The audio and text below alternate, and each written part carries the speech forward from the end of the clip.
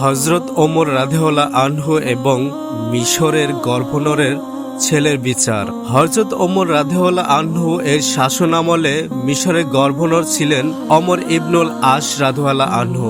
একদিন তার ছেলে ঘোড়া দৌড় প্রতিযোগিতায় অংশ নেয়। প্রতিযোগিতায় একজন সাধারণ কিপ্তি মিশরি যুবক গভর্নরের ছেলেকে হারিয়ে দেয়। এতে গভর্নরের ছেলে খুব রেগে যায়। সে চাবুক দিয়ে সেই যুবককে মারতে মারতে বলে, জানো আমি একজন সম্মানিত ব্যক্তির ছেলে।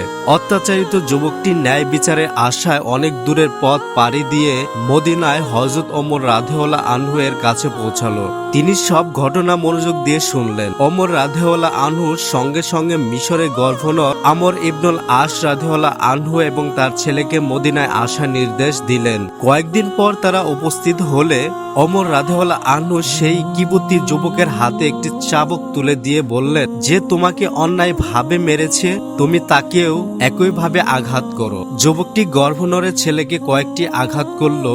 ওমর রাদিয়াল্লাহু আনহু বলেন, তোমার ন্যায় বিচার প্রতিষ্ঠিত হয়েছে। এরপর তিনি গভর্নরের দিকে তাকিয়ে বললেন, ইতিহাসে বিখ্যাত হয়ে থাকা একটি কথা, তোমরা কবে থেকে মানুষকে দাস বানিয়ে ফেলেছ, অথচ তাদের মায়েরা তাদের স্বাধীন হিসাবে জন্ম দিয়েছেন। এই কথা শুনে সবাই বুঝতে পারলো ইসলামের শাসনে ধনী গরিব শাসক প্রজা সবার জন্য আইন এক। আমরা এই গল্প থেকে অনেক কিছু শিখতে পারি। আইনের চোখে সবাই সমান, ক্ষমতার অপব্যবহার করলে বিচার হবেই। একজন শাসকের প্রথম দায়িত্ব হলো দুর্বল ও নির্যাতিত মানুষের অধিকার রক্ষা করা। ন্যায় বিচার প্রতিষ্ঠা হলে রাষ্ট্রের প্রতি মানুষের আস্থা বাড়ে।